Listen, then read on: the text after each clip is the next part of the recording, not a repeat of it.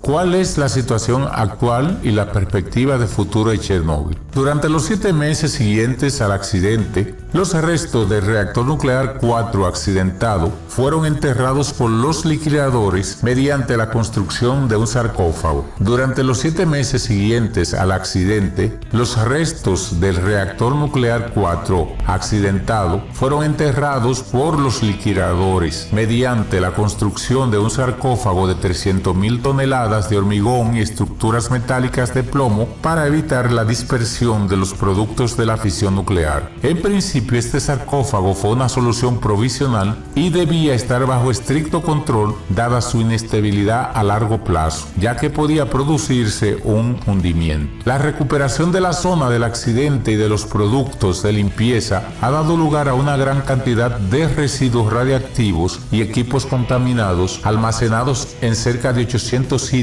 distintos dentro y fuera de la zona de exclusión de 30 kilómetros alrededor del reactor nuclear 4 de Chernobyl. Estos residuos nucleares se encuentran parcialmente almacenados en contenedores o enterrados en trincheras, pudiendo provocar riesgo de contaminación de las aguas subterráneas. Se ha evaluado que el sarcófago y la proliferación de los sitios de almacenamiento de residuos representan una fuente de radioactividad peligrosa en las áreas cercanas, y algunos expertos de la NEA temían que el hundimiento del reactor accidentado ocasionara graves daños en el único reactor en funcionamiento hasta el 15 de diciembre del 2000, el reactor 3. Sobre la Conferencia Internacional de Viena, en esta conferencia de Viena que se celebró en abril de 1996, se concluyó que la rehabilitación total de la zona no era posible debido a la existencia de puntos calientes de contaminación, de riesgo de contaminación de aguas subterráneas, de restricciones en los alimentos y de riesgos asociados al posible colapso del sarcófago, dado su deterioro en los años siguientes al accidente. Se apuntó que era necesario llevar a cabo un completo programa de investigación para desarrollar un diseño adecuado que constituyera un sistema de confinamiento seguro desde el punto de vista ecológico, evitando las filtraciones de agua de lluvia en su interior y evitando el hundimiento del sarcófago existente, lo que provocaría el escape de polvo radiactivo y de los restos de combustible nuclear, uranio y plutonio al medio ambiente. Programa de ayuda internacional. Ante esta situación, las autoridades y la industria nuclear de los países occidentales están realizando esfuerzos notables para ayudar a los países del este a mejorar la seguridad de sus reactores, incluyendo los RMBK.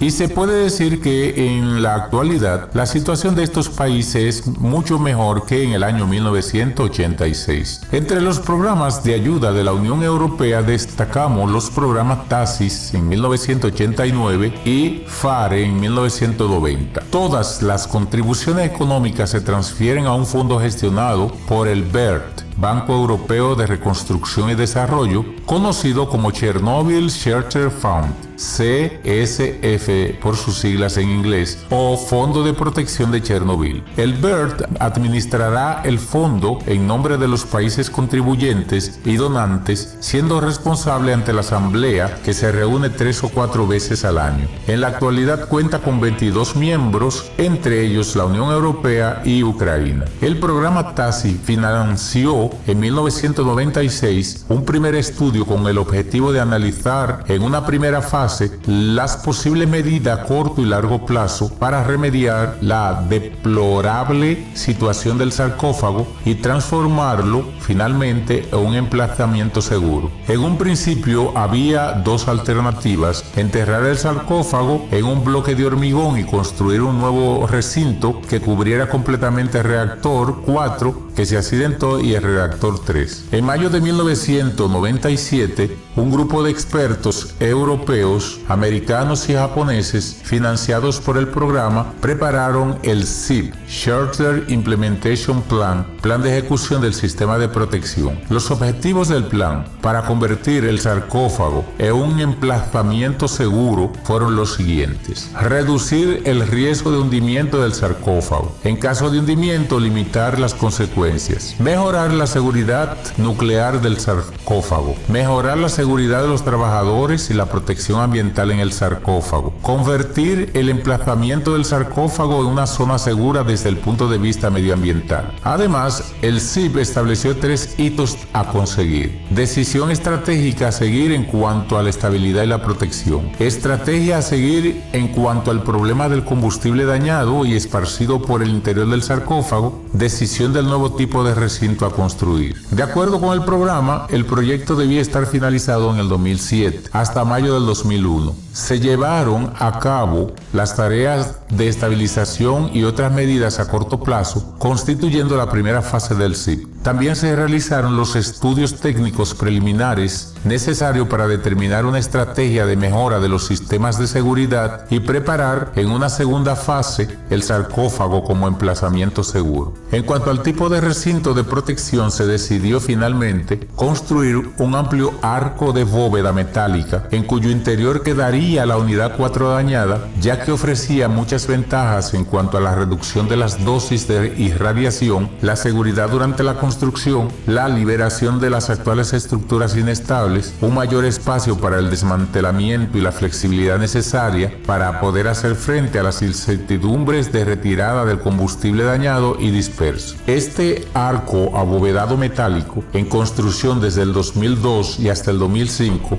con un coste de $700 millones, albergará las unidades 3 y 4 de la central de Chernobyl bajo su muro impermeable de doble pared presurizada y con una cimentación de 27 metros de profundidad. La unidad 3 de la central de Chernobyl se paró definitivamente el 15 de diciembre del 2000. Tanto los expertos ucranianos como los extranjeros fijaron el coste del cierre entre $2.000 y $5.000 millones hasta retirar el combustible radiactivo que queda en la central con fecha límite en el 2008. Esta decisión completó el cierre total de la instalación nuclear que había dado lugar el 26 de abril del 1986 a la mayor catástrofe nuclear de la historia de la energía nuclear. Cierre progresivo de los otros 3 reactores nucleares de Chernobyl. A pesar del grave accidente nuclear del reactor nuclear de Chernobyl, el número 4, debido a las necesidades energéticas, los reactores 1, 2 y 3 siguieron en marcha. En 1991 se incendió una turbina del reactor nuclear número 2. Se pensó en reparar esta turbina utilizando una de las turbinas del reactor 4 que no resultaron dañadas, pero por aquel entonces el contexto político había variado, que junto con la presión popular provocó el cierre definitivo del reactor 2. El reactor 1 dejó de funcionar el 31 de noviembre de 1996 tras graves deficiencias de la refrigeración que dieron lugar a un incidente nuclear en el nivel 3 en la escala de Inés. Finalmente, el tercer reactor nuclear de Chernobyl se cerraría poco más tarde, el 15 de diciembre del 2000. El reactor nuclear 3 había tenido ya varios incendios y la estructura estaba afectada por la corrosión. Tras prolongadas negociaciones con el gobierno ucraniano, la comunidad internacional financió los costes del cierre definitivo de la central. Mis amigos, esto es todo. Esperamos que estas informaciones tan interesantes hayan sido de alguna manera de utilidad para todos. Si necesitan seguir sabiendo sobre estos temas, sobre accidentes nucleares, pues nos los hacen saber a través de su comentario. Les pedimos que nos den un like al final del video y que si no se han suscrito se suscriban.